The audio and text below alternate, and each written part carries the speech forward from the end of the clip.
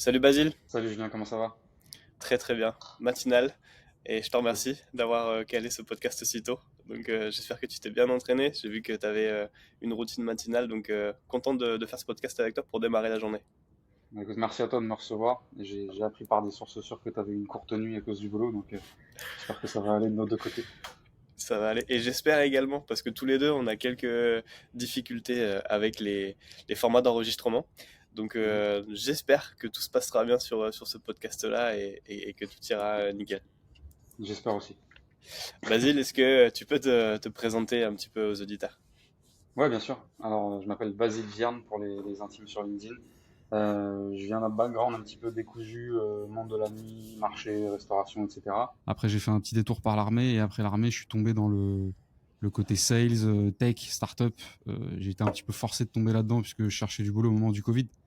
Donc, c'était plus une fatalité qu'une vocation. Et je me suis attaché à ce corps de métier qui est la vente, entre autres, le business développement, la vente. Et je suis passé par pas mal de petites et très grosses boîtes et très belles boîtes de la tech française. Donc, et aujourd'hui, je suis à mon compte et je forme des loustiques qui prétendent être des sales, qui aspirent à être des sales. Je crois qu'on a ça en commun, toi et moi. Exactement. Comment t'as atterri dans le milieu du sales, vu que bah, t'étais pas dans ce milieu-là et il y a eu un petit 180 qui a été fait là, enfin 180, petit détour qui a été fait là-dessus. Même un 380, même, on peut dire. Mais en fait, après le Covid, j'ai enchaîné des tafs vraiment merdiques. Je suis allé même livrer des repas pour seniors. C'est le matin, les gens qui pouvaient plus rentrer dans les EHPAD, ils les laissaient chez eux. Il fallait venir changer les barquettes de bouffe Ah oui. le matin, etc. Et la seule personne qui a accepté un entretien avec moi, parce que plus personne embauché, c'était figé, c'était une femme qui avait une jeune start-up dans la pharma, enfin dans la business intelligence et au profit de l'industrie pharmaceutique sur Paname, et qui était OK avec le télétravail, etc., qui cherchait un peu un mec à tout faire. Cette boîte avait pour fonction, si tu veux, de placer des consultants en BI, en business intelligence, en optimisation. Tu vois, c'est les gens qui sont sur des tableaux, des business analysts et tout. Sauf qu'il y a eu un moment donné où un sujet de commercial est venu sur la table parce que c'était bien d'avoir des consultants, mais il fallait aussi qu'on vende des missions et qu'on close des clients. Et pour le coup, elle a fait venir une légende du sales de Paname, un monsieur qui s'appelle Eric Kella, qui a monté un cabinet qui s'appelle Sublica, qui est assez connu dans le recrutement et le recrutement de sales particulièrement, pour évaluer les consultants. Moi, j'étais un peu le gars, tu sais, à l'entrée, qui est là pour faire tout et n'importe quoi, les plannings, recoller les plaintes, faire le mec un peu à tout faire. Et en fait, on a accroché avec Eric, qui était venu à la base uniquement pour évaluer des consultants et qui au final m'a évalué aussi. Et c'est lui qui m'a dit attention, perds pas trop de temps, tu as du potentiel sur ce métier-là, mais il faut que tu te mettes à bosser. Et j'en avais absolument pas conscience, donc j'ai commencé à bosser. Et j'ai bouffé à peu près tout ce que je peux bouffer comme littérature française, anglophone sur le sujet. Et puis j'ai tout de suite cherché un premier taf. Enfin, j'ai commencé dans cette boîte-là, mais avec une envergure assez limitée parce que il y avait tout à faire et en même temps rien qui était construit. Et j'ai tout de suite été assez attiré par l'expression du sales dans la tech. Ça fait combien de temps au final donc que t'es sur ce marché? Ça fait 3 ans.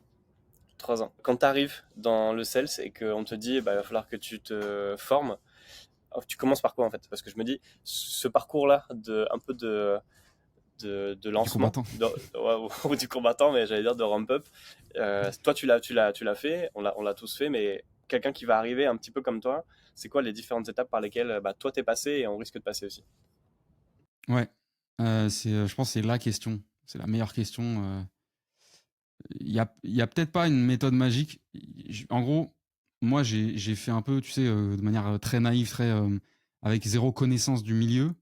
Donc, vraiment, les choix les plus naïfs. Alors, il y a différentes directions dans lesquelles tu peux partir. Tu peux aller t'approcher de pairs, d'aînés, en fait, si tu veux, de gens qui sont un petit peu plus loin que toi dans le process, etc. Sauf que moi, j'ai perdu beaucoup de temps avec ces conneries parce que les gens qui sont un tout petit peu plus loin que toi dans ce métier-là, quand toi t'es rien, ça reste des juniors ceinture blanche, ceinture jaune, tu vois, et qui par contre ont le syndrome de Dunning-Kruger, je sais pas si t'es familier avec ça, et qui ont Oui, bien sûr. l'impression d'un peu tout connaître.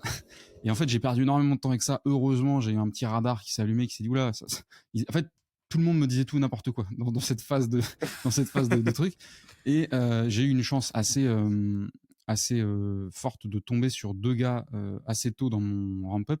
Le premier, c'est Elric Legloire, que tu dois connaître, Yes. de SDR Game. Et je voyais bien que dans ce que lui partageait, il n'y avait rien à voir avec ce que dans les loulous de la cour de récré des débutants, les autres me partageaient. Et grâce à Elric, j'ai connu un autre mec qui s'appelle Victor Vatus, qui a monté. Alors lui, il est dans le marché nord-américain, il est au Canada, et il a monté une boîte qui s'appelle Sell Me This Pen, et qui a été un peu mon grand frère au début dans le sales, et qui m'a tout de suite envoyé sur donc les deux, Elric et Victor, m'ont envoyé sur des références anglophones tout de suite de gens qui bloguaient, de livres, etc. Et ça m'a, je pense, fait gagner énormément de temps. Et après, par contre, je me suis entraîné comme un teubé, vraiment, je me suis inventé des petits trucs. J'ai pratiqué dès que j'ai pu, dès que des boîtes ont commencé à me donner des opportunités. Mais au-delà de pratiquer et de niquer des cartouches aussi pour les Pour boîtes, le coup, ouais. je m'entraînais un peu solo ou avec des collègues. J'ai fait partie d'une génération qui arrivait dans le sales à peu près en même temps. C'était aussi le moment où LinkedIn, ça commençait à vraiment devenir très sérieux. On avait tous compris en gros qu'il y avait un reach à exploiter. Donc ouais, j'ai fait partie de cette espèce de petite vague, de petite fournée où on s'est entraîné, quoi. Quand tu dis, on me disait tout et n'importe quoi, qu'est-ce qu'on te disait justement? C'était quoi tous ces tout et n'importe quoi que tu entendais à la cour de récré, comme tu dis?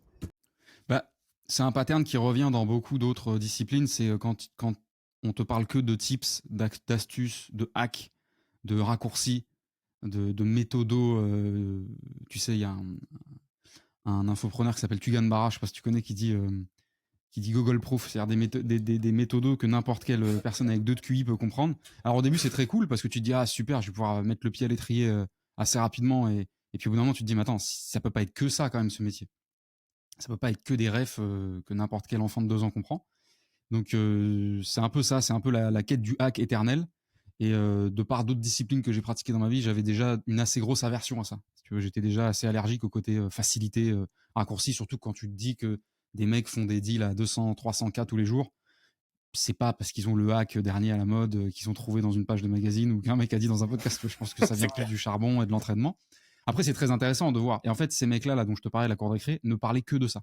Que de la dernière astuce à la mode, que l'élite du sales américain avait sorti vite fait dans un podcast, alors qu'eux-mêmes étaient toujours pas foutus de closer dans leur petite boîte de France, tu vois.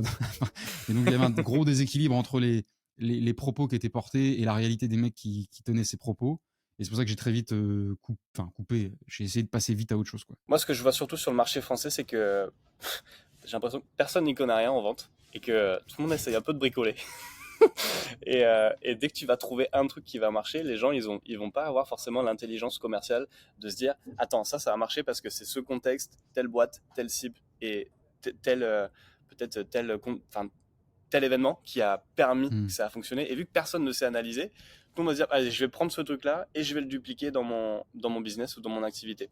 Et là, ce que moi je vois moi je suis sur le marché du closing avec le marché de l'infopreneur. Donc là, c'est vraiment la Ouais, débandade sur énormément de points, mais avec quand même cette culture sales qui est très empreinte des États-Unis.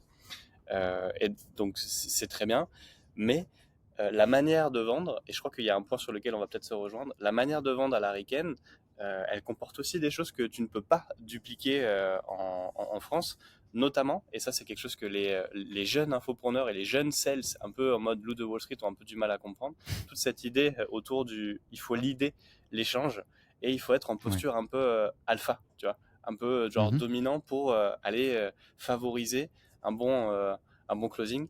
Je crois que tu as t'as un avis aussi assez prononcé sur cette notion-là. Ouais, complètement. Bah, déjà, pour revenir sur ce que tu disais avant de te répondre, c'est très intéressant parce que, comme dans tous les domaines où il y a une potentielle excellence et qui sont liés au business, on a évidemment hérité de beaucoup de choses américaines. Et c'est pas quelque chose de mauvais de le dire, au contraire. C'est comme ça, comme on le dit souvent dans certains autres podcasts, les Américains, ils ont une culture sales dans leur culture normale, si tu veux, dans leur état d'esprit d'origine, dans la manière dont ils ont d'éduquer leurs enfants. Ils ont une culture de la vente, mais pas dans la vente considérée comme le business absolument. La vente dans le sens transaction, échange, partage, enfin entraide, si tu veux, valeur, échange de valeur. Et donc c'est très bien qu'on hérite, nous Français, qui sommes absolument à l'opposé de l'opposé culturellement de ça, qu'on hérite de certaines méthodes. Après, le problème qui peut se passer, c'est quand on est plus dans le mimétisme que dans l'héritage. C'est-à-dire quand on va se mettre à reproduire robotiquement des choses qui se passent outre-Atlantique, alors qu'on pourrait, comme tu disais, s'inspirer de points intéressants. Et donc, cette fameuse histoire d'alpha dans l'échange, il y a une bonne intention derrière. Le fait d'être proactif, c'est vertueux. Être proactif, si tu es en face d'un prospect qui est mou du genou aujourd'hui ou qui va être un facteur de ralentissement, déjà c'est un problème. Normalement, tu devrais plutôt te poser des questions sur le fait que tu sois en face de quelqu'un qui n'est pas investi dans le truc, mais ça c'est un autre sujet. Mais le problème, c'est qu'on fait croire aux jeunes qu'il suffit d'être proactif parce que c'est la voie facile. C'est le côté presque stoïciste, en mode, en gros, t'as qu'à le forcer, t'as qu'à taper dedans et ça va fonctionner. Sauf que la difficulté, le talent et la finesse de ce métier, c'est de faire bouger les gens sans les bouger toi-même. Et de toute façon, c'est à peu près comme ça qu'on est excellent dans n'importe quel domaine. S'il faut que tu forces comme un bœuf pour faire bouger un truc, ça bougera jamais.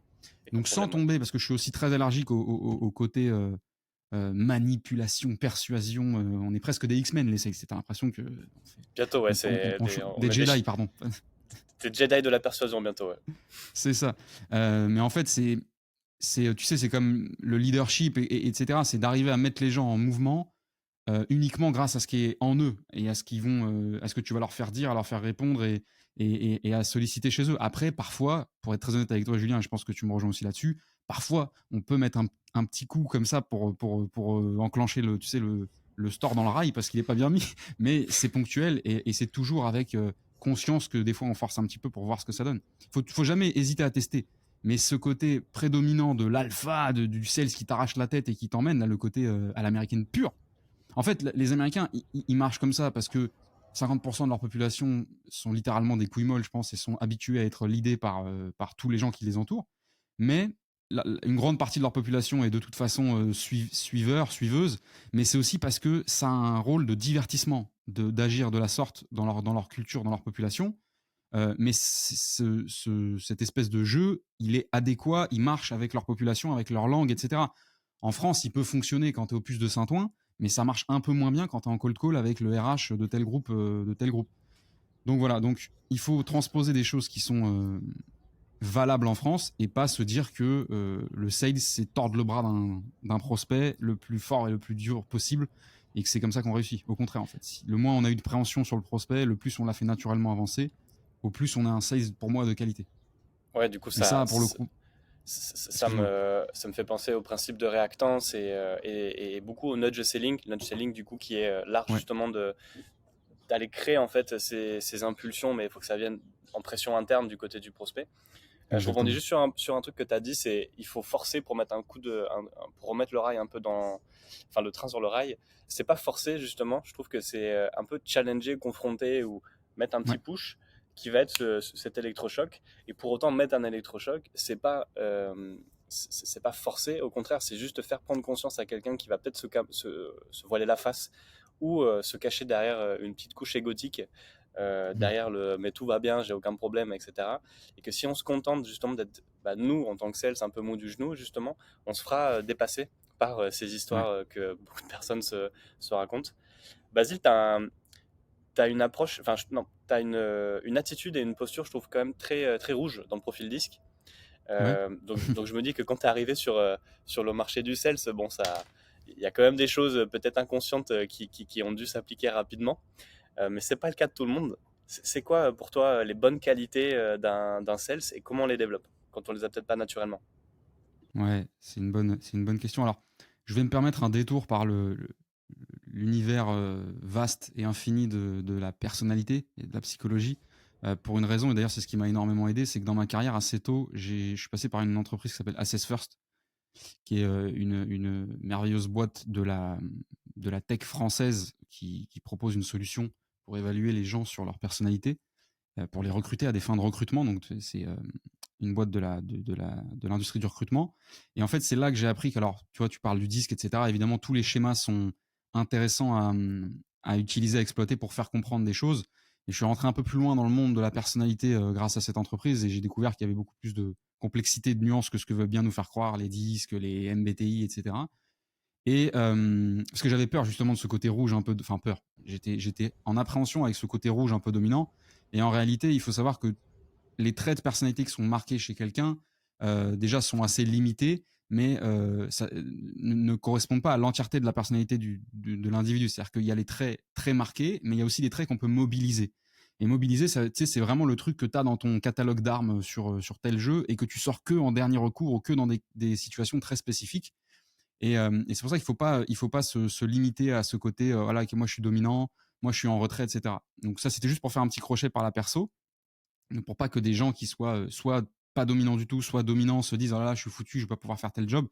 C'est beaucoup plus complexe que ça. Allez vous intéresser aux profondeurs de votre psychologie et de la personnalité. Vous verrez que vous êtes capable d'altérer, d'atténuer, d'améliorer, de modifier, d'adapter beaucoup plus votre personne à toutes les situations. Il vaut mieux quand même rester dans un job et dans un univers qui correspond à vos traits principaux, mais ne sous-estimez pas votre capacité à vous adapter. Ensuite, pour revenir sur ta question de c'est quoi les qualités d'un sales, alors il va falloir, je pense, abandonner l'espoir de triturer, de modifier à volonté notre personne, notre identité, etc. Même il y a beaucoup d'études qui montrent qu'on peut faire preuve de neuroplasticité, qu'on peut complètement altérer, modifier qui on est en profondeur. Ça demande un travail assez monstrueux si on veut le faire de manière sincère et de manière long terme. Et puis, ne vous transformez peut-être pas juste pour devenir sales. Donc, je ne vais pas trop m'étendre sur les qualités humaines, soft skills, etc., à travailler, à part une seule qui va être l'écoute. Et l'écoute, c'est peut-être la qualité où j'entends le plus de bullshit, parce que forcément, c'est le truc à la mode. L'écoute, c'est pas de savoir écouter quelqu'un. Enfin, si, dans le sens, évidemment, c'est mieux de savoir écouter quelqu'un, mais l'écoute, c'est vraiment quelque chose d'actif. D'ailleurs, on dit l'écoute active, mais c'est un talent qui est difficile à muscler, de savoir être à la fois receveur d'informations et préparateur des prochaines informations à recevoir ou des prochaines informations sur lesquelles développer la conversation. Donc, c'est plus un talent d'être schizophrène et d'arriver à gérer en même temps deux choses. Et c'est lié très fortement à une autre compétence à laquelle j'invite tous les sales, sur laquelle j'invite tous les sales à travailler. Excuse-moi, je fais une petite AVC grammaticale. C'est le questionnement. Je ne sais pas si toi tu es familier avec ça, mais enfin forcément, mais c'est l'art de poser des questions. Quand, comment les poser, à qui les poser et comment être capable d'avoir des conversations infinies. Donc voilà, donc c'était un peu long comme réponse, mais je sais pas si tu me rejoins sur ce truc-là, mais l'art de poser des questions pour moi, pour un sales, c'est un peu le sabre laser du Jedi. Si tu viens pas avec ça, ça va être compliqué. Du coup, ça rejoint un petit peu ce qu'on disait en début d'épisode et que l'écoute, pour moi, c'est le truc que tous les sales vont te dire parce que tout le monde le dit. Et ça Mm. rejoint un peu aussi l'empathie et l'art de poser les bonnes questions. Donc ça, c'est sûr que tout le monde le dit, mais Ouais. quand tu les vois déjà en entretien ou quand tu les vois venir vers toi ou même quand tu fais des calls pour justement t'es un peu tester et voir ce qui se joue, c'est pas ça du tout. Non. Et moi, je trouve que, mais en règle générale, hein, pas que dans le pro, aujourd'hui, je trouve que les gens écoutent pour répondre et non pas écouter pour comprendre. Et ce qui est le plus difficile, c'est que ça demande de mettre ton ego de côté, de te mettre toi de côté et d'accepter l'idée que j'ai pas la vision complète en fait du monde et que genre mes Mm. perceptions, mes croyances et mon approche et une chose, c'est ma manière de parcourir le monde. Du coup, c'est en PNL, c'est la carte n'est pas le territoire, ce qu'on dit, un prédicat. J'adore ce prédicat parce que ça demande vraiment à comprendre que la manière dont moi je parcours le monde, c'est ma manière à moi et que le Mm. prospect a aussi sa manière à lui. Et donc ça demande un effort et une gymnastique juste mentale d'être capable de se mettre à la place de son prospect. Euh, donc ce qui va développer l'écoute, l'empathie, pareil, tout le monde dit ouais, moi, je suis empathique. Putain, le nombre de personnes qui te disent dans la vraie vie je suis empathique et en fait c'est des vrais selfish, tu vois, c'est particulier. Mm. Et pour la partie poser des questions, oui, c'est hyper important parce que pour moi, comment créer un déclic et amener les personnes à être en pression interne, c'est justement par le questionnement, pour les aider à Ouais. prendre conscience qu'il y a quelque chose qui ne va pas. Et il y a un vrai art. Et à l'opposé de ça, je trouve que c'est un, excuse-moi du terme, c'est un casse-gueule pour énormément de sales, surtout les débutants, qui se mettent un peu en mode ouais, mais je voudrais poser la bonne question au bon Mm. moment, comment je fais? Est-ce que ça t'arrive souvent ça, Ouais. ce genre d'approche? Complètement. Alors, c'est très très juste. Il y a un problème de modèle mental sur les questions, c'est que les gens pensent que les questions, c'est des armes ou des balles qu'on tire. Et comme toute personne un peu intéressée par la performance, surtout un junior, si je te dis que tu tires des balles, tu vas forcément essayer de faire un headshot dès le premier coup et tu vas te mettre en quête de la balle parfaite, du tir parfait. Et c'est parce qu'en fait, on a une mauvaise vision des questions. L'objectif d'une question, c'est pas d'abattre un prospect, évidemment, parce qu'en fait, on fait croire aux gens aussi beaucoup, mais moi, j'en suis même presque un peu responsable, parce que le fait de véhiculer l'idée qu'il y a un art de la question, ça laisse penser à des gens qu'il y a des maîtres. Et donc on pourrait en fait déshabiller intégralement un prospect avec une question parfaite et trouver toutes les clés, tous les points vitaux, savoir absolument tout, son code de carte bleue, sa pain principale, etc. Alors ça, malheureusement, non, ça n'existe pas. Même avec un élixir de vérité et beaucoup de drogue dure, ça fonctionne pas. Par contre, le modèle mental qui fonctionne mieux quand j'explique soit à mes élèves, soit aux boîtes que j'accompagne ou à quiconque m'écoute sur le sujet, oubliez le fait que les questions sont des armes ou des bastos que vous tirez, et voyez les questions comme des billets de train. Moi, c'est la métaphore du billet de train que j'utilise beaucoup. C'est-à-dire qu'en gros, une question, c'est un billet que vous vous êtes offert. Si vous avez réussi à la poser et que vous obtenez un début de réponse, hein, si on vous met un vent ou si vous n'osez pas la poser, c'est raté. Et ce billet de train, il va vous emmener quelque part. Donc, il faut juste accepter que vous n'avez pas forcément de maîtrise sur la destination, sur le temps du trajet, sur ce qui peut se passer dans le trajet, sur la qualité du trajet, etc. Et votre objectif, en fait, à chaque fin de trajet, c'est de potentiellement prendre un nouveau billet de train vers une autre destination. Mais toujours avec ce recul, cette humilité et cette presque renonciation à contrôler le trajet ou quoi que ce soit. Après, il y a des moments où il faut quand même couper court certaines fois, éviter de tomber dans des trous noirs de perte de temps avec des prospects non qualifiés qui vont vous raconter toute la biographie de leur famille, ou alors quand on a besoin de ferrer le poisson un petit peu et de peut-être avancer plus sur une pain. Mais il y a un vrai game changer pour les sales débutants de comprendre que l'art qu'il y a à maîtriser dans le questionnement, c'est l'art de récolter en étant tellement passif qu'on laisse s'exprimer le prospect dans sa totalité, plutôt que l'art de mettre une balle et de coucher le prospect en 2 minutes. Comment on recadre cette approche justement ou comment on la développe? Qu'est-ce que tu veux dire par comment on recadre Tu veux Parce dire que pour le on a... prospect? Non. Non, comment on recadre son modèle mental qui va être dans le Ah, questionnement, tu vois, de vouloir rebondir, réagir et justement de pas aller dans ce mode passif où tu vois, la personne veut tout le temps être en réactivité. je comprends. Alors, je vais t'expliquer ce que c'est pour moi la définition d'un wannabe sales et d'un sales. Pour moi, quelqu'un qui a 6 ans de carrière dans le sales, qui a closé 2,5 millions, qui est passé team lead ou qui est ce que tu veux, machin, pour moi, ça peut ne pas être un sales s'il n'a pas coché une case. Une case qui aurait pu être cochée par un sales qui a que 2 mois d'ancienneté, qui a encore rien closé du tout, et qui pourtant a coché la fameuse case que je vais te sortir après ce teasing incroyable, et qui pour moi est un sales. La case à cocher, c'est n'est un sales que les sales qui s'enregistrent, s'écoutent, s'analysent, prennent une décision et itèrent au prochain call. Les autres, c'est des figurants, c'est des sales amateurs, c'est, tu sais, les mecs qui sortent la moto que le dimanche parce que la semaine, ils ont trop peur de la circulation, mais qui ont mis 60 000 balles dans leur week-end. Pour moi, c'est ça. Alors, c'est dur, c'est méchant. Moi, ce que j'aime, c'est aller chatouiller un peu les égos. Mais quand je dis à des mecs qui ont 6, 7 piges, 8 piges, 10 piges de ballon et qui ont des track records à 6 chiffres, 7 chiffres, qui m'expliquent qu'ils sont sales, bah, je leur dis non, pour l'instant, t'as juste pas les couilles d'affronter ton niveau et de le faire évoluer. T'es un figurant. Parce qu'en fait, la réalité, c'est piquant ce que je dis, mais la réalité, c'est qu'un jeune ou une jeune ou même pas jeune, enfin, peu importe l'âge, qui arrive à zéro et qui fait ce que je dis, c'est-à-dire qu'il va s'enregistrer, se faire mal, s'analyser, voire analyser, faire analyser son travail par d'autres et des professionnels comme toi et moi, ça peut être aussi un game changer, et prendre une décision, appliquer une itération en permanence, le niveau, il va faire x10 en quelques mois. Et donc, le niveau du pauvre figurant de 6 ans de carrière, etc., il va disparaître en très peu de temps. Donc, le tips que je donnerais déjà, que j'obligerais à n'importe quelle personne qui ose se prétendre sales à l'heure actuelle avec les moyens technologiques qu'on a, c'est d'enregistrer à minima 30 à 40% de ses calls. Il n'y a plus les excuses de oui, mais tu comprends, il faut que les prospects soient consentants, les outils ne permettent pas de. Il y a 1000 façons d'enregistrer un call sans passer par les solutions de visio. Je ne vais pas vous faire un cours magistral là-dessus, c'est pas le sujet du jour, mais ça existe depuis des années. La preuve, c'est que beaucoup de boîtes le font, et il y a des boîtes américaines qui enregistrent 100% des calls de leurs sales. Par contre, c'est dur de se mettre à se regarder, de s'écouter et d'être critique avec soi-même.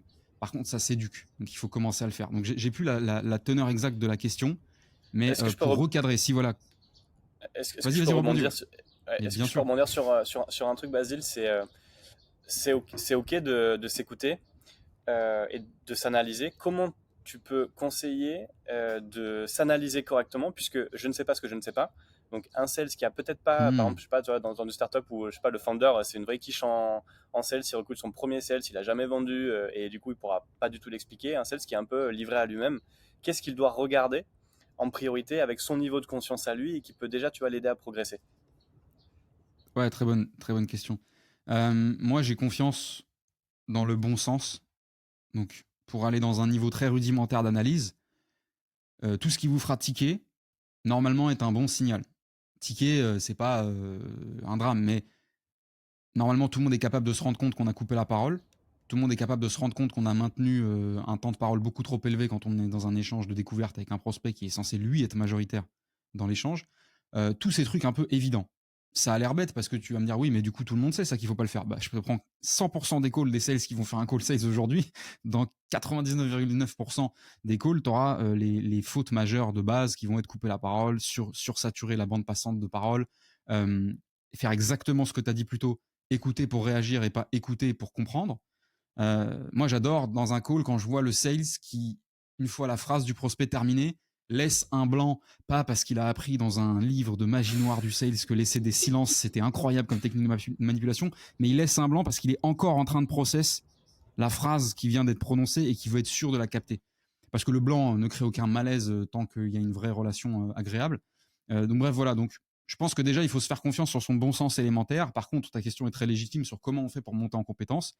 Il faut aller chercher la douleur. Hein. Il y a deux voies. La première, c'est est-ce que j'ai accès à quelqu'un, à un samouraï plus élevé qui va pouvoir me faire plus mal que mon propre jugement, mais me faire une douleur pertinente, à savoir un sales aîné, à savoir un manager, à savoir un confrère dans une autre boîte qui a construisez-vous une équipe de gens qui peuvent vous aider. Hein. On devient rarement sales excellent dans son coin. S'il y a zéro accès, ce que je trouve être quasi impossible à comprendre en 2023, à ce moment-là, il faut aller chercher quelles sont les bases à vérifier. Vous lisez, vous cherchez, vous trouvez d'autres appels. Il ne faut pas que se concentrer sur ce qui est mauvais pour progresser. Ça veut dire que il faut pas non plus s'applaudir parce que ça fonctionne pas. Mais je te dis pas qu'il faut se concentrer sur ce que tu fais. Ça peut toi marcher de bien. quand même. C'est important Ça de peut marcher s'auto-féliciter. évidemment. Il faut se faire plaisir et il faut que ça reste un jeu. Mais pour progresser, comme tu disais très justement dans le fait qu'on ne sait pas ce qu'on ne sait pas, allez voir des sales, allez voir des calls sur YouTube. Il y en a plein aux États-Unis. Démerdez-vous avec les sous-titres. Je sais pas, faites un truc. Et quand vous trouvez quelque chose de brillant ou que vous avez l'impression qu'il y a quelque chose d'intéressant, essayez de comprendre pourquoi c'est intéressant et essayez de voir si vous pouvez, comme tu le disais au début de notre échange, est-ce que tu peux l'implémenter. Tu sais, les copywriters, ils deviennent bons en copywriting parce qu'ils lisent des meilleures copies que les leurs. Hein. Il n'y a pas 36 000 solutions. Il y a deux choses pour moi qui ressortent. C'est la coachabilité et la Ouais. proactivité. La coachabilité, moi, je la duplique également sur les calls vis-à-vis de mes prospects et des prospects. Je demande aussi à un sales si vous étiez le CEO, l'entrepreneur ou le coach du programme dans lequel vous allez faire rentrer votre prospect, est-ce que vous avez envie de l'avoir? Parce que là, s'il est relou avec vous par téléphone et même post-call et qui t'envoie plein de questions et que toi, genre, il essaie toujours de gratter quelque chose, je dis, est-ce que ce client-là, vous avez envie de l'avoir? Ou demain, vous êtes un compte manager ou responsable du customer care ou plein de trucs. Est-ce que ce mec-là, vous avez envie de l'avoir? Donc, la coachabilité, à la fois du sales, c'est hyper important.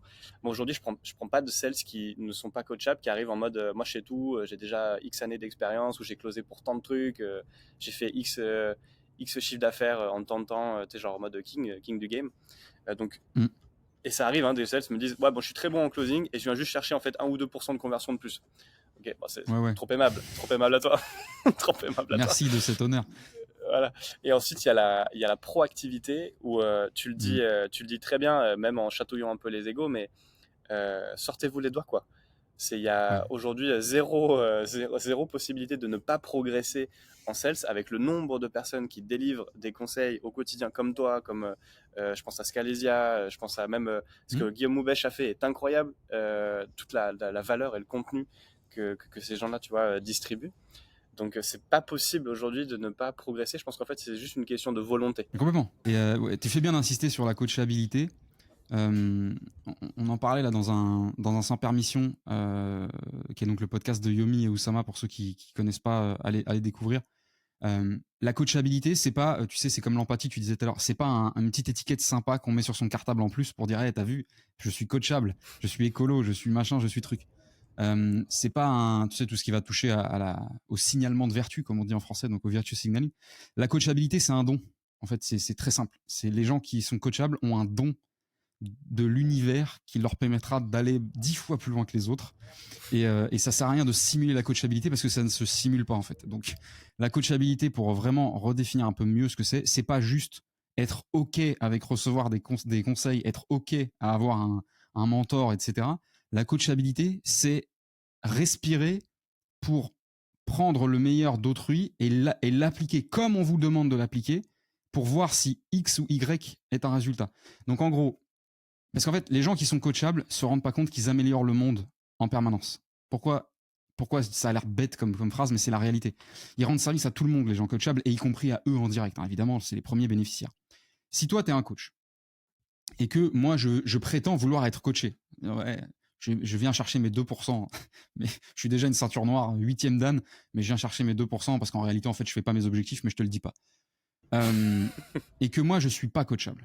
Ok ? Tu vas venir, tu vas te fatiguer sur moi. Moi, je vais rien appliquer. Donc, ta méthode, elle a aucune possibilité, aucun espoir de pouvoir s'exprimer dans la réalité et pouvoir avoir un constat de résultat qui dit bah, c'est de la merde ou au contraire ça fonctionne ou comme dans la plupart des cas c'est partiel, il va falloir toucher plus ci ou toucher plus ça. Donc en fait on perd notre temps tous les deux. Mais vraiment 100%. Personne n'y gagne à ça. Vraiment. Et pourtant, ce qui est incroyable, c'est que quand des fois, nous, je fais parfois des audits de business solopreneurs ou des collectifs de solopreneurs, et il y a beaucoup de gens qui se qualifient pas comme coach, mais qui sont des coachs. Et en fait, quand tu vois les relations majoritaires qu'ils ont avec leurs clients, c'est ça. C'est que des gens qui ont aucune envie d'être coachés, mais ils achètent, tu sais, c'est comme les livres. On achète les livres pour dire qu'on les a dans notre bibliothèque, mais on les ouvre quasiment jamais la plupart des temps. Bah, c'est pareil, ils veulent dire qu'ils ont payé une séance de coaching, mais ils en ont rien à taper du coaching, tu vois. Donc bref, ça c'est une partie de l'industrie. Pour moi, on est dans le business du divertissement, on n'est pas dans le coaching, tu vois. Par contre, les gens qui sont coachables, qu'est-ce qui se passe ? Moi, je veux être coaché, je suis vraiment coachable, et toi, tu es un coach. Tu viens, tu descends, c'est vraiment descendant. Tu descends une méthode sur moi, et tu me dis, c'est comme ça qu'il faut l'appliquer. Moi, non seulement je ferme ma gueule, mais c'est même pas question de faire un effort, c'est que c'est ce que je demande, et je l'applique comme un gogol. Parce que je crois en ce que tu me proposes, pas comme un abruti naïf ou quoi, parce que je crois en l'expérimentation de la méthode. Pas en la méthode elle-même, c'est le résultat de cette expérimentation qui nous donnera un résultat. Et grâce à cette attitude de gogol qui applique, on pourrait dire docilement, mais en fait, on pourrait dire, on pourrait trouver un autre mot beaucoup plus valorisant, avec discipline. À la fin de l'expérimentation, toi, ça va être du caviar parce que tu vas voir ta méthode en application, tu vas pouvoir l'améliorer, tu vas pouvoir l'affiner, tu vas pouvoir l'ajuster à mon persona. Moi, je vais soit obtenir des résultats, soit pas en obtenir, mais du coup, savoir, moi, que cette méthode-là ne fonctionne pas. Et je vais pouvoir passer à autre chose, tu vois. Je vais pouvoir itérer. Donc, les gens qui sont coachables, voilà, les gens qui sont coachables sont des distributeurs de gains à long terme pour tout le monde. Donc déjà, on les remercie. Et essayez d'être coachable. Et si vous sentez que vous avez capacité à moduler votre ego, eh ben modulez-le, démerdez-vous, allez faire un peu plus de muscu si vous vous sentez un peu insécure physiquement, allez lire un peu plus de livres si vous vous sentez insécure intellectuellement, mais désactivez votre ego et allez vous confronter à toutes les méthodes, mais même celle qui vous paraît... En fait, je pense que pour travailler sa coachabilité, il faut essayer de se faire coacher par la méthode ou par la personne qu'on respecte le moins intellectuellement. Je sais pas si tu vois. Limite, ce serait un bon exorcisme. Parce que apprendre à appliquer bêtement un process, c'est le meilleur moyen de découvrir qu'en fait, dans ce process se cachaient des vrais leviers pour vous. Yes. Voilà, j'ai fini ma tirade. En parlant de coachabilité, je voulais avoir un petit peu ton point de vue sur la volonté des CEO, ou en tout cas, l'envie des CEO de coacher leur équipe commerciale, où j'ai peut-être une vilaine croyance qui est on a tous besoin de marketing, mais bon, la partie vente, c'est bon, envoyez-nous juste des leads, après nous, on se démerde. Est-ce que tu ressens un petit peu ce truc-là sur le marché ? Bah, moi, c'est mon problème principal. C'est ce qui fait que je crée Outbound Mafia. C'est ce qui fait que, en ce moment, là, je termine un peu la phase analytique, mais où j'ai beaucoup hésité à d'abord productiser ou à plutôt aller vraiment rentrer dans la profondeur des entreprises et des cas de figure pour vraiment me rendre compte de est-ce que je partais sur un a priori pas. Mais la réalité, c'est que il faut pas généraliser, hein. Julien, c'est important qu'on mette ça au clair dès le départ, mais il y a une énorme douille dans la plupart des boîtes et majoritairement dans les boîtes tech, start-up et compagnie, où on annonce énormément d'accompagnement, on annonce énormément de coaching, on annonce énormément de montée en compétences pour les sales, enfin pour n'importe quel employé, mais pour les sales principalement, qui a un jeu de niveau. Et en fait, derrière, ça délivre pas. Derrière, ça délivre vraiment pas. Moi, j'ai rarement vu une boîte, à part aux États-Unis, j'en ai vu 2 aux États-Unis, qui sont de toutes petites boîtes, d'ailleurs, de toutes petites structures, où il y a un accompagnement, mais de l'espace des sales. Et en fait, c'est même pas qu'il y a un accompagnement, c'est que tu as presque l'impression que le métier de la boîte, c'est ça. Pourquoi ? Parce que c'est une boîte qui a été fondée par un couple et une autre boîte qui est fondée. En fait, c'est que des anciens sales d'élite. Tu vois. Donc les mecs, ils connaissent le truc par cœur, ils ont vécu la même vie. Le problème des CEO à l'heure actuelle, c'est qu'en fait, ils ont besoin d'attirer des gens et que tous les arguments sont bons, de dire qu'à chaque fois qu'on finit un rouleau de papier cul, on va replanter un arbre en Amazonie, dire qu'on fait de la RSE, qu'on fait du machin, qu'on fait de l'inclusivité, qu'on fait truc, qu'il y a un baby-food, que machin, que l'argument coaching pour les sales, on sait que c'est devenu un argument touristique. On le sait. Le problème, c'est que les juniors sont pas encore vaccinés, sont pas encore habitués à s'en méfier. Et le problème sous-jacent, c'est qu'en fait, on ne peut pas condamner une entreprise ou un CEO ou une CEO qui n'accompagne pas un sales parce qu'elle n'en a pas la capacité. Ce serait d'ailleurs grave d'essayer d'accompagner quelqu'un en n'en ayant pas soi-même la capacité. C'est comme ça qu'on fait de la merde. Et c'est d'ailleurs ce que font plein de gens, pour le coup. C'est ce que font plein de gens, à essayer d'apprendre aux gens des choses qu'eux-mêmes ne connaissent pas. Ça, c'est assez génial, mais ça fait des choses assez incroyables en général. Mais du coup, une fois que le constat est fait qu'on n'a pas la compétence, la capacité, moi, si demain j'ai monté une boîte de lessive bio, je sais pas quoi, en cachet, on va pas me blâmer parce que je suis pas le formateur d'élite de sales et que je forme pas mes sales. En fait, mon job, c'est pas ça. Par contre, on peut me blâmer de pas aller au-delà de cette carence. Et c'est pour ça que toi et moi, on existe, en fait. Et c'est pour ça que toi, moi et tous nos confrères, et d'ailleurs, on n'est pas assez sur le marché, on existe. Et pour pouvoir venir mettre de l'expertise, venir mettre de l'accompagnement dans des catégories adaptées, dans des modes qui vont correspondre à différentes boîtes, etc. Mais le sales, le jour 1 de la carrière d'un sales, c'est le jour 1 de son école, en fait. C'est même s'il a fait 18 diplômes avant et qu'il a fait 18 trucs avant, c'est le jour où il commence à apprendre. Dans quasiment 100% des boîtes, le jour 1 de la carrière d'un sales, c'est bon, maintenant, prends ta boussole et ton couteau et puis vas-y, débrouille-toi. Et t'inquiète pas, on te fait des webinaires. Des fois, on va t'inscrire à des webinaires gratuits. Tu vas voir, tu vas monter en compétences. Tu vois où je veux en venir. Côté dirigeant ou founder, c'est quoi les bullshit les plus récurrents que tu entends de leur part vis-à-vis du coaching de leur équipe commerciale qui n'est pas forcément pertinent ou nécessaire? C'est un vrai sujet, c'est un vrai débat. C'est les fameuses unpopular opinions. Bien Pour sûr. moi, il n'y a pas plus bullshit que. En fait, les deux trucs qui neutralisent le sales en France, pas le sales, mais la progression potentielle des sales en France, il y a 2 points. La première, c'est l'illusion du roleplay. Le côté, je vais faire des roleplay avec mon manager, je vais faire des roleplay avec mes collègues. Donc le jeu de rôle, pour parler français, pour les gens qui ne sont pas... évidemment. Je dis pas qu'il faut pas en faire, attention. Je suis pas du tout en train de dire, surtout ne faites pas ça, mais c'est l'illusion de à quel point ça sert à quelque chose ou pas. Tu connais l'aïkido ? Bien sûr. Voilà. L'aïkido, ça n'est pas, contrairement à ce qu'on pense, ça n'est pas un sport de combat à proprement parler qui a pour objectif de te permettre d'exploser la gueule de 25 mecs dans un bar quand ils vont te brancher. Sauf que c'est un art martial qui a été développé par des gens dont le but était de développer une discipline où l'utilisation du corps et de l'énergie d'en face représentait 80% de l'équation. Mais c'est un art qui se joue à deux. Dans l'aïkido, la personne qui est soi-disant l'assaillante est complètement active dans le mouvement et a un rôle à jouer et va faire sa petite galipette et va se mettre dans le bon sens pour pas se péter le bras, etc., etc. Si tu fais ça en MMA, ça marche pas pareil. Le roleplay, pour moi, c'est exactement pareil. C'est la dimension aïkido du sales. C'est-à-dire qu'en fait, le mec qui est en face de toi, même s'il joue au con, même s'il te fait des blagues ou quoi, ça reste un collègue qui fait mumuse avec toi et qui en plus a un degré d'inspiration en général qui est extrêmement limité. Okay ? Donc en fait, tu n'entraînes pas grand-chose en faisant du roleplay. C'est plutôt un exercice de fonction réassurance. Tu vois, genre, soit pour se préchauffer, soit pour se réassurer sur quelque chose. Mais ça ne te fait pas travailler. Et le problème, c'est que c'est un peu l'argument phare de la plupart des gens qui prétendent former leurs équipes. On fait plein de roleplay, on leur fait plein de scripts, on leur met plein de webinaires et on fait ça. Ça, c'est mineur comparé au deuxième point noir que je vais expliquer, qui est mon cheval de bataille. Julien, je préfère t'annoncer. Ça part lourd là. Ouais, mais je préfère tout de suite t'expliquer que c'est mon cheval de bataille. En gros, et c'est pas que dans le sales, mais dans le sales, c'est dramatique. Moi, je peux faire l'année dernière avec un jeune de Nantes avec qui on travaillait. On a fait faire x10 à son équipe en résultat uniquement sur ce levier-là. Et ça a commencé par des embrouilles avec son boss. Mais des embrouilles embrouilles. Non, mais c'est pour te dire que c'est un point qui est ignoré volontairement et involontairement par les gens. On te fait croire dans le sales un truc qui est monumentalement faux et grave, c'est que c'est la pratique qui crée le niveau.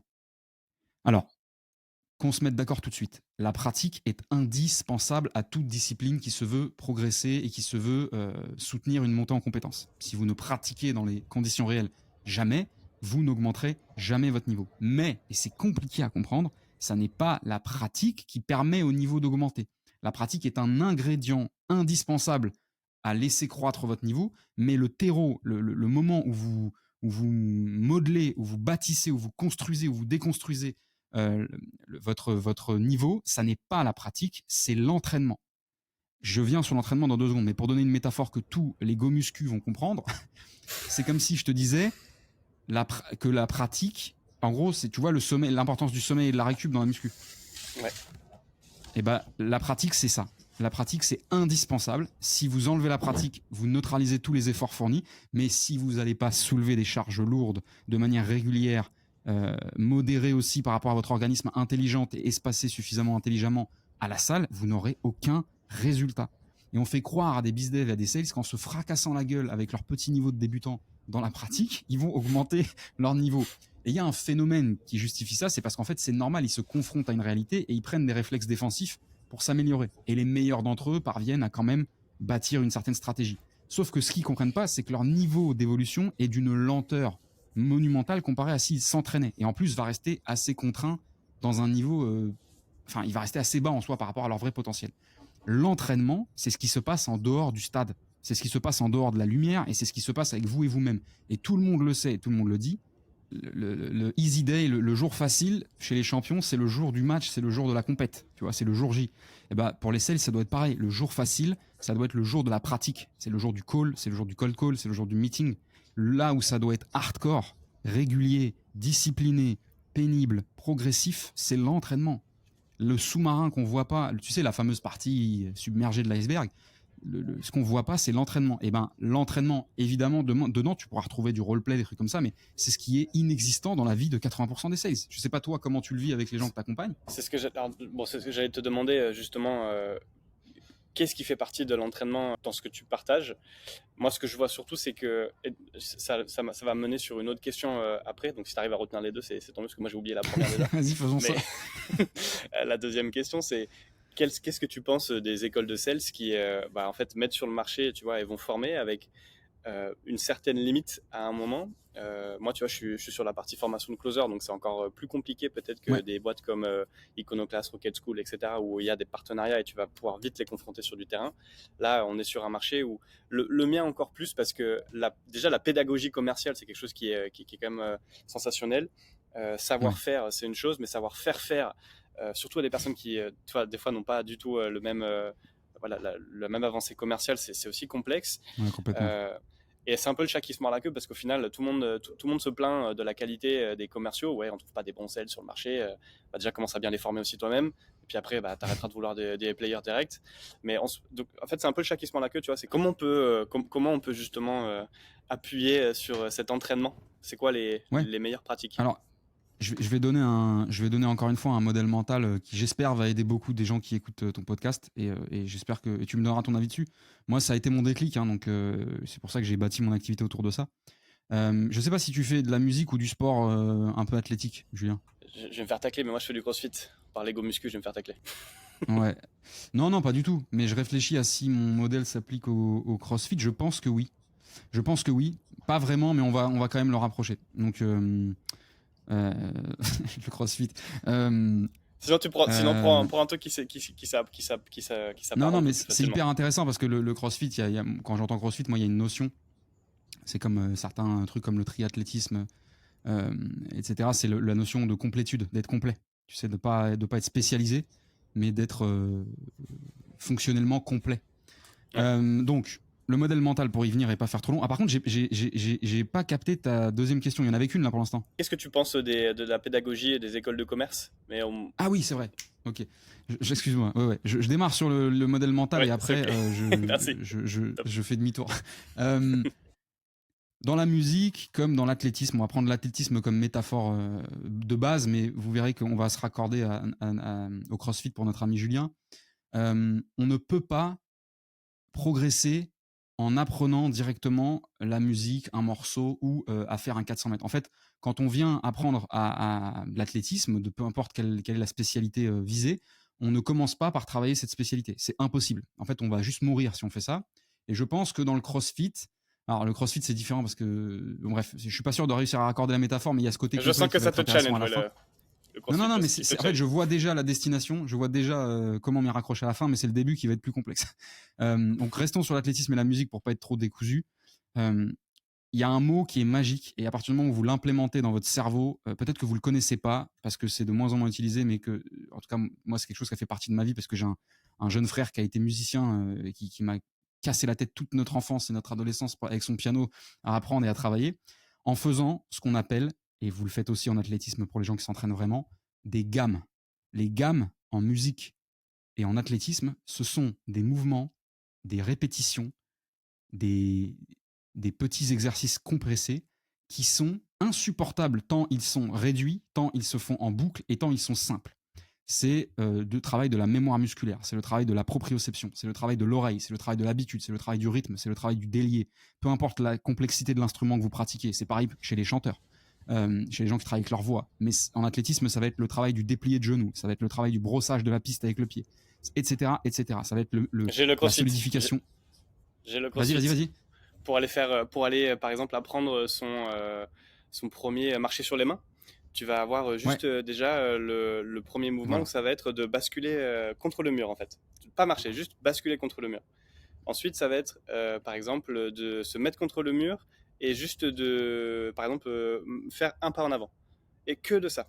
Et après, on a un Ouais. autre mouvement, surtout qui se retrouve d'ailleurs en haltéro, c'est l'extension de hanche où par exemple bah, à chaque entraînement tu vas juste te mettre avec sur des anneaux, tu vois, et tu vas pousser ton bassin en avant pour comprendre en fait ce qu'est cette extension de hanche et juste de faire le mouvement encore et encore et encore, et quand tu te retrouves en Complètement. compète ou à faire le mouvement, bah boum, en fait ton explosivité est là parce que tu as tellement répété ce mouvement qu'il est devenu ancré. Voilà, on a Exactement. Bah réussi à voilà, tu trouver vois. le parallèle avec le crossfit. Ouais, parfait.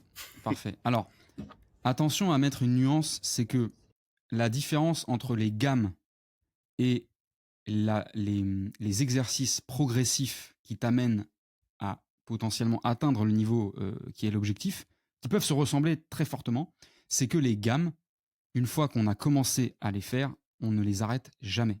C'est-à-dire que même si ça a l'air lunaire pour certains, le plus grand athlète du monde, prenez Usain Bolt, le plus grand pianiste du monde, prenez Sofiane Pamar, fait ses gammes. Aujourd'hui, à l'heure où je vous parle, est en train de faire des gammes, sauf s'il est en train de dormir. Et pourtant, on parle d'un niveau olympique, d'un niveau mondial, d'accord? Les gammes, c'est la maîtrise, la confiance, l'habitude, la discipline du pratiquant. On fait ces gammes comme on faisait nos gammes quand on avait 2 ans et qu'on a commencé. On les fait peut-être un petit peu différemment, on se fait peut-être un petit peu kiffer, mais c'est cette pratique disciplinée de l'entraînement qui derrière, après, dans une seconde partie, va isoler, par exemple dans le CrossFit, comme c'était là où j'allais justement rejoindre le CrossFit, on a des mouvements d'haltéro, on a des mouvements, je sais pas comment on appelle ça, mais presque cardio, on a des mouvements presque de calisthénie, etc. Donc là, on va décomposer au maximum parce que l'objectif est la complétude, et le sales est vraiment un crossfit en termes de métier. Il faut être bon dans plein de domaines différents, mais l'objectif, c'est quand même de gagner le truc. Bah, on va décomposer des exercices intelligemment en ciblant des faits, en ciblant des éléments qui composent un tout, et on va les travailler avec une discipline, une rigueur, mais aussi d'une manière qui nous permet de les mesurer. Tu sais, tu connais, je sais pas, la fameuse phrase qui dit si tu peux pas mesurer, tu peux pas faire Ouais. progresser quelque chose. Tout ce Bah, qui se c'est mesure exactement s'améliore. pareil. Et exactement, tout ce qui se mesure. Alors, pour le dire de manière positive, c'est exactement ça. Tout ce qui se mesure s'améliore. Mais à contrario, tout ce qui ne se mesure pas ne s'améliore pas. En fait, s'améliore de manière fictive. Et la pratique, c'est exactement ça. La pratique, c'est aller à l'aveugle, se faire défoncer par des prospects, mais toujours d'une manière complètement différente. Parce que toi et moi, on sait que bien qu'il y ait des milliers de patterns identifiables dans le sales, dans les meetings et tout, un prospect est un prospect. Et il y a autant de calls différents que de prospects différents. Et en fait, on a une illusion de comprendre ce qui se passe et d'avoir une maîtrise de ce qu'on pourrait améliorer qui nous bloque. Alors que dans l'entraînement, on choisit de descendre un truc. C'est pour ça qu'il est aussi important de s'écouter. Et tu sais, c'est les joueurs de foot qui regardent les matchs, c'est aussi les joueurs de foot qui regardent les matchs de l'équipe adverse, etc., etc. Donc l'entraînement, pour redonner finir sur ce modèle mental, c'est faire ses gammes comme un soldat tous les jours, c'est ça la priorité. Travailler ses mouvements de base et être excellent dans ses mouvements de base. Ensuite, travailler ses fonctions, travailler ses points faibles, travailler ses points forts. Alors, tu connais peut-être les deux stratégies majeures dans n'importe quel sport, mais qui vient du monde des échecs. Soit tu es un joueur qui maximise ses points forts, soit tu es un joueur qui diminue ses points faibles. Tu peux pas faire les deux en même temps, c'est impossible, puisqu'on va Ouais. parler de dédier des heures de pratique et de travail. La stratégie qui semble le plus payer à long terme dans l'entrepreneuriat, dans le business, dans les échecs, dans ce que tu veux, c'est la stratégie 1, à savoir maximiser, compound sur ses points forts. ça veut aussi dire quand même laisser béant les points faibles et les failles que ça peut donner. Donc il y a une contrepartie. Bah, dans le sales, c'est un petit peu pareil, il faut choisir sa stratégie. On va avoir des patrons très prudents, très méfiants, très aversion au risque, qui vont vous obliger à être dans la stratégie de compensation de points faibles. Si vous ressentez dans vos tripes que c'est pas fait pour vous, cassez-vous de la boîte et allez trouver un manager qui va vous autoriser à compound sur vos points forts. Parce que ça fait partie de votre nature et vous ne changerez pas juste pour le bon vouloir de satisfaire un patron. Fin de la parenthèse. Mais vas-y, excuse-moi. J'allais te demander, avant que tu transitionnes, quelles sont les gammes, alors, on va pas toutes les partager, mais que tu as l'habitude de travailler spécifiquement avec la plupart de tes sales? Ouais. Alors, je différencie sales et business developer. C'est volontaire. Pour moi, un sales, comme on l'entend dans la tech actuelle, ne prospecte pas. Donc en plus, toi qui es sur des problématiques de closing, on va pouvoir corréler nos deux activités. Mais je sais que plein de sales prospectent et sont cycle complet. Mais je fais une différence entre les gens qui doivent prospecter ou les gens qui ne font que prospecter et les gens qui ne font que vendre et qui ont un agenda qui est rempli par d'autres ou qui se remplit par l'inbound naturel, etc. Donc je vais évidemment pas faire travailler les mêmes gammes à ces deux types de personnes. Le catalogue de gamme d'un sales, il est hyper important d'être sur mesure pour le sales. C'est en fait que moi, évidemment, j'ai des grandes bases que je vais partager dans 2 secondes, mais je ne communique pas un catalogue de sales standard, un catalogue de gamme.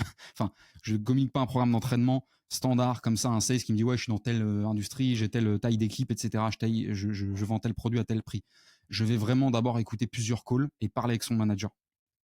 Et à partir de là, on va commencer sur un premier programme dont la nature et l'objectif est d'être amélioré sur le temps. Mais les gammes, donc évidemment, tu comprends bien que c'est très différent de quelqu'un qui fait de la prospection tous les jours.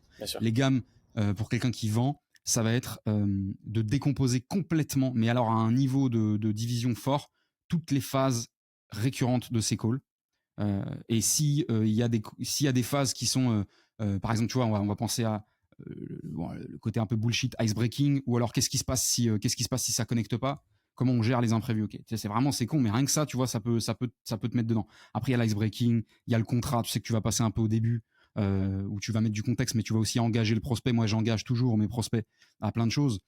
Si tu sais, par exemple, tout à l'heure, on parlait du questionnement et du fait que parfois certains pouvaient divaguer et s'embarquer sur des projets qui les inspirent, mais qui sont pas du tout intéressants pour toi, ce que tu vas chercher à récolter. Il faut être en mesure de cadrer son prospect, mais on peut pas s'octroyer la liberté de cadrer un prospect qui ne nous en a pas vraiment donné l'autorisation. Même si en vrai on peut essayer, mais c'est toujours plus luxueux de s'en être donné l'autorisation en amont. Et ça se passe au début du call. Donc on a certaines autorisations à aller chercher. On peut pas, tu as mentionné tout à l'heure le disque. Moi, je suis pas trop dans ces trucs rudimentaires en termes d'analyse de personnalité, mais je comprends leur intérêt pour aller vite comprendre des choses. On peut pas se permettre d'aller requérir des autorisations, des engagements, des commitments du prospect de la même manière avec un bleu, un vert, un orange, un rouge, etc. Tout ça, ça se travaille. Ensuite, le questionnement étant la discipline reine pour moi, on va toucher à la reformulation, on va toucher à la gestion d'incidents, contrairement à... On est un peu obsessif dans le sales avec les objections, et on a tendance à oublier les incidents. Ce que j'appelle des incidents, c'est des choses qui se produisent malgré nous et qui peuvent pourrir un call. Typiquement, un problème de connexion. Typiquement, l'interruption par la hiérarchie de votre prospect, etc. etc. Ces trucs-là, enfin, je dis ça parce que moi, je l'ai vécu dans ma vie, ça m'a plus pollué que certaines objections qu'on m'a appris à traiter très rapidement. Mais évidemment, les objections vont également faire partie de la décomposition. Et donc, les gammes, c'est le plus haut niveau de zoom qu'on peut trouver dans les phases qui sont systématiques à tous vos calls. Mais encore une fois, il y a autant de calls différents que de prospects, donc il y aura plein de calls où il y aura des phénomènes qui vont se manifester, qui vont pas se manifester dans d'autres. Ça ne veut pas dire qu'il faut complètement éluder ces parties-là, mais on va les travailler de manière plus ponctuelle et plus spécialiste, parce que ce qu'on cherche, c'est avoir une base tellement solide qu'on a du temps libérable pour travailler le reste. Mais les gammes basiques, c'est comment on démarre un call, comment on l'amorce, comment on lui donne de l'énergie, comment on le relance, comment on le conclut, et comment surtout, car pour moi, la seule fonction d'un call, c'est de déboucher sur quelque chose ou d'être nous, celui qui tirons le store et qui disons basta, c'est fini parce qu'on décide que c'est disqualifié, mais de toujours être dans une proaction, comme tu l'évoquais. Donc, j'ai pas d'exemple très précis à te donner sans avoir la verve d'un sales que j'écoute dans un call, mais s'il faut que je fasse travailler 150 manières d'amorcer un call, répartis dans 4-5 profils de personnalités majeures différentes qui reviennent dans ces types de clients, quelqu'un qui va parler avec des patrons du CAC 40 ou quelqu'un qui va parler avec des fleuristes indépendants qui viennent de se lancer, on va pas amorcer les mêmes gammes. Tu comprends ce que je veux dire? Du coup, tu mets un point qui est hyper important, c'est le concept de signe noir. C'est Chris Voss, tu sais, qui le popularise dans son livre Ne coupez jamais la poire en deux. Et je suis complètement d'accord avec Le toi signe parce noir, que c'est Nassim Taleb. Ouais. Et, Vas-y, explique, parce que c'est hyper important pour. et qu'en fait, pour moi, ça fait partie de l'intelligence commerciale. Justement, on parle d'objections, mais tu es censé avoir repéré tes objections en début de call. Et quand tu fais un coaching avec tes sales, normalement, ce que tu entends et ce que tu te prends en fin de call, tu l'as déjà entendu en début de call, mais tu l'as pas justement bien entendu, ou tu l'as pas repéré. Exactement. Et donc d'être beaucoup plus réactif aux signes noirs que d'attendre de se prendre des objections en fin de call, c'est pour moi déjà une bonne stratégie pour les diminuer. Je vais pas dire les éviter parce que c'est normal de les avoir. Et donc il faut pas se partir en mode ah j'ai une Ouais, objection, merde j'ai foiré mon call. C'est genre beaucoup de sales se disent putain j'ai été nul parce exactement. que je me suis pris des objections en fin de call. Non, ça arrivera quand même. Donc ce principe-là il est important. Ensuite il fait Carrément. écho à ce qu'on a dit aussi en amont. Euh, Pas n'importe qui ne peut coacher un sales et que si tu as du mal à identifier justement les signes noirs, toi-même, va te faire coacher ou va faire appel à quelqu'un qui est Hmm. justement en capacité tu vois, de pouvoir te les montrer. Et non, ça, c'est un concept qui est important à mettre en avant. Ouais. Complètement. Alors, j'ai dit une bêtise, excuse-moi, Julien. C'est pas Nassim Taleb. En fait, ça se dit signe noir, mais toi, tu dis signe S-I-G-N-E-S. Et je m'attendais à ce que tu parles du signe Je te dis, non, C-Y-G-N-E-S. je te Le dis signe noir signe dans comme la le Black Swan. littérature de Nassim Taleb, c'est l'apparition d'un phénomène que tout le monde croit impossible ou qui n'arrive qu'une Et, fois tous les 2000 ans et qui va forcément arriver au moment, tu sais, un peu loi de Murphy. Tout ce qui peut arriver arrivera. Et en fait, toi, tu parles de signaux noirs, genre les mauvais signaux, les signaux noirs qu'on a en ouais, amont dans une négociation, un échange, un mythe, etc. Excuse-moi, donc j'ai pas du tout donné une ref pertinente parce que auditivement c'était la même chose, mais à l'écrit c'était pas pareil. Mais ouais, c'était pas c'est pareil. hyper important. Un autre point aussi que tu as soulevé qui est pertinent, et ça que beaucoup de founders ou de CEO ne le comprennent pas, et même de sales d'ailleurs, vont pas avoir, tu vois, la maturité pour le comprendre, parce que bah, aussi peut-être le Mm. coach ne leur a pas dit, mais chaque vente est unique, parce que bah, chaque vente égale Ouais. un prospect différent, et ce que je vais donner comme conseil pour un call à quelqu'un ne pourra pas s'appliquer à un autre call pour une autre personne. Et ça, les gens ont du mal à le comprendre, c'est ce qui fait un peu, tu vois, on pense qu'on a des techniques qui Mm. permettent de closer n'importe quand. Non, c'est parce qu'en fait, chaque personne est unique, sans rentrer, comme tu l'as dit, dans le disque ou autre, parce que bah, chaque personnalité a ses propres leviers, ses propres freins. C'est important aussi de comprendre que tout ce qu'on dit sur un coaching sales s'apparente en règle générale qu'à un seul call et de ne pas l'implémenter pour tous, parce que bah, on risque de se casser les dents. Complètement. Je vais me permettre une nuance sur ce que j'ai dit parce que je veux pas taper sur la gueule du disque. En fait, pourquoi moi je me permets de taper sur le disque parce que grâce à mon passage chez Assess First et à ma découverte profonde de la psychométrie et du vrai travail scientifique qui est appliqué derrière la psychométrie, malheureusement tous ces trucs de disque, de MBTI, etc. sont complètement claqués scientifiquement, n'ont aucune validité et d'ailleurs le reconnaissent eux-mêmes. C'est d'ailleurs même pas leurs arguments marketing, mais le problème c'est que la perception de masse par la population, elle se pose pas ces questions-là. Pour elle, c'est de la science et c'est évident. Sauf que derrière, c'est du vent malheureusement. Mais ça sert à rien de taper dessus pour taper dessus. Qu'est-ce qui est hyper intéressant avec le disque et ce qui va rejoindre ce que tu viens de dire, c'est que c'est des schémas qui sont simples à comprendre et qui se basent sur des éléments qui se manifestent, qui sont simples à identifier. Un rouge, un bleu, un vert, etc. Pourquoi c'est hyper intéressant, donc pourquoi il ne faut pas juste taper dessus comme je le fais, mais peut-être s'en servir, c'est un truc que j'ai vu dans une vidéo d'un des meilleurs gars qui passe de temps en temps, qui buzz un peu sur Instagram, TikTok, etc., qui est un coach de foot, qui est un préparateur de centre de formation de football d'ados, mais qui doit être quand même à ses côtés parce qu'il y a souvent des vidéos qui sortent et qui a une espèce de charisme naturel et qui hurle sur ses joueurs, etc. Mais il fait toujours des espèces de divagations très intéressantes. Et j'en viens à ce qui est intéressant pour nous. Il y a deux types de joueurs de foot quand on rentre dans une surface de réparation et qu'on va appliquer une frappe dans le but de mettre un but. Il y a celui qui va appliquer sa frappe de manière instinctive face au gardien et il y a celui qui a décidé de quel côté il allait frapper. Alors évidemment, cette décision, elle lui est venue par peut-être une analyse rapide du jeu, du terrain, etc. Mais il a décidé. D'ailleurs, c'est encore plus flagrant avec un penalty. C'est décidé dans sa tête. Peut-être que c'est dangereux parce que ça peut laisser transparaître des signaux et des informations qui vont être déductibles par le gardien, quoi, mais peu importe. En fait, statistiquement, celui qui décide où il tape, et c'est pareil en combat, il fait plus mouche et il fait plus de dégâts et il marque plus de buts. Et ben, ces fameux disques et autres trucs qui permettent d'identifier assez rapidement et de décoder grosso merdo, parce que ça reste très vague, une personne, c'est exactement ça. Si vous êtes sales ou BizDev et que vous avez une stratégie qui est différente et que vous avez travaillé à l'entraînement, que vous avez développé avec votre management et que vous avez travaillé à l'entraînement, qui va différer en fonction de est-ce que je suis face à un rouge ou est-ce que je suis face à un bleu ou un vert ou je ne sais quelle couleur, eh ben, c'est exactement pareil. Quand vous tombez dessus, vous vous laissez une phase très courte mais suffisante pour déterminer quelle couleur vous appliquez, quelle couleur vous diagnostiquez à votre prospect, et ensuite vous décidez d'appliquer la stratégie. C'est à ça que ça sert en fait le disque. Il ne faut pas être en permanence en train d'ajuster son curseur et de se demander si on a la finesse d'analyse, etc. C'est pas une analyse constante un call. Sinon, vous n'aurez pas la charge mentale disponible pour écouter, pour rejoindre ce qu'on disait tout à l'heure, être empathique, mais surtout être dans une écoute de compréhension et être vif, être pertinent.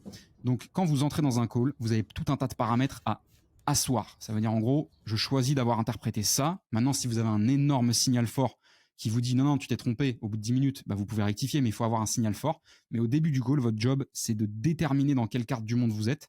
Et vous pouvez vous tromper. Il faudra travailler votre capacité à déterminer les signaux, à analyser les signaux, c'est pas grave.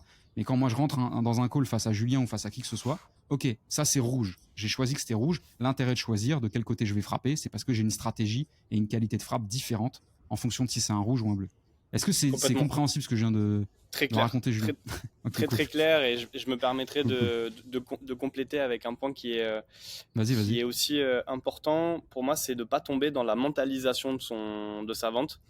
Parce que alors, moi, j'ai beaucoup de personnes, tu vois, qui viennent en fait pas forcément du milieu de la vente, qui veulent tout apprendre et qui sont très coachables, mais par contre qui vont vraiment commencer à tout mentaliser parce qu'il y a peut-être ce passage à la pratique qui n'est pas encore assez fort, mais qui vont tout mentaliser et qui vont rentrer un peu dans le fantasme de la bonne question, là c'est tel profil, là il faut que j'aille ici et pas là, qu'est-ce qu'il est en train de me dire, et au final, en face, il y a zéro interaction, zéro connexion et zéro fluidité relationnelle. Ouais. Donc attention aussi à pas tomber justement dans cette mentalisation commerciale. Et comme tu l'as très bien et très justement dit, une fois que vous avez quelque chose en tête, vous l'actez, tant pis si c'est pas ça, et vous foncez et vous allez vraiment jusqu'au bout. Et tant pis si vous tirez à côté. Exactement. Pour reprendre ta métaphore. L'essentiel est de garder le lien et pas trop rester dans sa tête, quoi. Exactement. Et en fait, c'est aussi pour rejoindre ouais. Non, vas-y. Excuse-moi. Pour rejoindre juste des notions de coachabilité, c'est que plus vous êtes intentionnel, c'est le mot qui va souligner cette métaphore que je faisais juste avant, plus vous êtes intentionnel dans votre jeu, sur un call, plus il est simple de l'analyser après, et plus il est simple de prendre des décisions et d'itérer dessus. Plus votre jeu est flou et garni de plein de petites modifications, de nuances, d'ajustements, de mentalisation, de trucs, où vous voulez appliquer tout n'importe quoi en même temps, moins ça donne de la matière exploitable en sortie de circuit pour pouvoir vous améliorer. Donc soyez intentionnel, délibéré dans votre jeu, quitte à au début être un petit peu, brouillon, si j'ose dire, mais c'est comme ça en fait qu'on s'améliore beaucoup plus vite. Pour clôturer, merci beaucoup pour tout ce que tu as partagé, Basile. C'est vraiment des pépites comme d'hab, donc impeccable. Est-ce que tu pourrais terminer par tes références ou tes ouvrages qui t'ont le plus marqué? Ouais, il n'y en a pas beaucoup. Je m'en suis coltiné une bonne 50aine pendant cette fameuse phase dont on parlait, où j'ai dû apprendre un peu solo. Il y a peu de bonne littérature sales. En France, il n'y en a pas pour moi. D'ailleurs, ça serait bien qu'on résolve ça bientôt, Julien. Merci, maître. Aux États-Unis, la seule littérature qui est disponible et encore valable, c'est choquant, hein, mais c'est la réalité, c'est une littérature qui a 40 ans, voire plus. Donc, pour moi, les personnes qui m'ont le plus challengé dans ma tête, c'est Jeb Blount, donc, qui a écrit un tas de livres sur le sales, mais dont un qui sort du lot, qui s'appelle Fanatical Prospecting. Attention, c'est pas une bible du tout, c'est juste extrêmement inspirant. Ça touche quand même beaucoup plus les sales qui ont un aspect prospectif dans leur métier. Les purs closers, ils vont trouver des trucs cool chez Jeb Blount, mais ils se sentiront peut-être un petit peu desservis sur d'autres parties. La deuxième personne qui a écrit un livre qui m'a inspiré dans le sales, c'est Keenan, K-2-E-N-A-N, qui a une boîte qui s'appelle The Sales Guy aux États-Unis, qui est un mec très charismatique, un peu alpha. Son livre m'a pas beaucoup transporté, donc son livre s'appelle Gap Selling, Gap comme la marque chez nous. Par contre, Keenan a fait un truc assez génial dans le début des années 2010, je crois qu'il a arrêté, c'est qu'il s'autorisait à être prospecté, enfin à être en meeting de sales, en meeting de vente avec n'importe qui voulait le prospecter. La seule condition pour pouvoir être en face de lui à un call, c'était de le faire en direct sur YouTube. Et donc, il a enregistré un tas de calls sur YouTube, sur sa chaîne, qui doit s'appeler Keenan, où il est en face de sales qui essayent de le découvrir et de l'emmener vers leur intérêt, et il les défonce à partir des principes qu'il enseigne dans son livre. Et c'est hyper instructif à regarder. Et par contre, quand la personne qui le prospecte va vraiment droit au but, efficace et est là pour les bonnes raisons, il achète le produit. Hein. C'est pas un enfoiré. Et c'est hyper marrant à regarder. Alors, c'est du pur anglophone. Je suis désolé pour les gens qui parlent pas anglais. Apprenez l'anglais. Je suis désolé pour vous, mais si vous voulez cranter dans le sales à haut niveau, il n'y a pas de choix. Et ça me permet de terminer sur un truc hyper important, c'est que l'entraînement, le coaching et regarder d'autres contenus, lire d'autres contenus et regarder les autres, ça a beaucoup de pouvoir. Là où il y a un énorme pouvoir, c'est les corrections, c'est la rectification. Regarder quelqu'un ou vous-même vous faire corriger, c'est extrêmement puissant. Et c'est là où des coachs sont indispensables. C'est là où des gens comme Julien, comme tous nos confrères et moi, etc., avons un rôle majeur à jouer. C'est que la progression est dans la correction. C'est compliqué à comprendre au début, mais vous pouvez regarder 200 000 heures de call et vous allez être inspiré par un tas de choses. Vous allez noter des petites pépites, etc. Si vous regardez une correction, vous avancerez plus vite. Donc, ne croyez pas forcément sur parole, allez le vérifier et vous verrez ce que je veux dire. Le pouvoir de la correction est supérieur au pouvoir de l'inspiration, de la motivation, etc. Voilà, Julien. Trop bien. Et puis pour les autres refs, lisez n'importe quel livre. Ah si, Dale Carnegie. Lisez Dale Carnegie pour les gens qui ont du mal à fermer leur gueule dans une discussion à un double sens. Apprenez à comprendre comment les autres apprécient une conversation. Et la meilleure phrase de Dale Carnegie dans son livre qui s'appelle, en français, ça doit être genre faites-vous des amis. Ouais, comment se faire des amis, un truc horrible comme ça. La plus belle phrase de son livre, c'est que le mot le plus doux à l'oreille de quelqu'un, c'est son propre prénom. Et quand vous comprenez ce mindset-là, allez lire le livre, c'est une vieille littérature, hein, c'est très ancien, mais c'est hyper efficace encore aujourd'hui. Merci beaucoup pour tout ce que tu as partagé, Basile. Basile, est-ce que tu peux nous dire où est-ce qu'on te retrouve, où on te contacte? Ouais, bah pour l'instant, vous me retrouvez à 2 endroits, LinkedIn, Basile Vierne, Vierne. Et deuxième endroit sur YouTube, j'ai un podcast qui s'appelle Gambade et Gamberge, qui est aussi sur toutes les autres plateformes, mais qui est majoritairement sur YouTube, où je marche en forêt tous les week-ends en parlant dans un micro. Et j'en ai fait un podcast, donc n'hésitez pas si vous avez du temps à perdre, c'est avec grand plaisir. Et que je recommande fortement. Merci beaucoup pour tout ce que tu as partagé, Écoute, plaisir, Basile. Prends soin de toi et puis je te souhaite une merci belle à toi, journée. merci.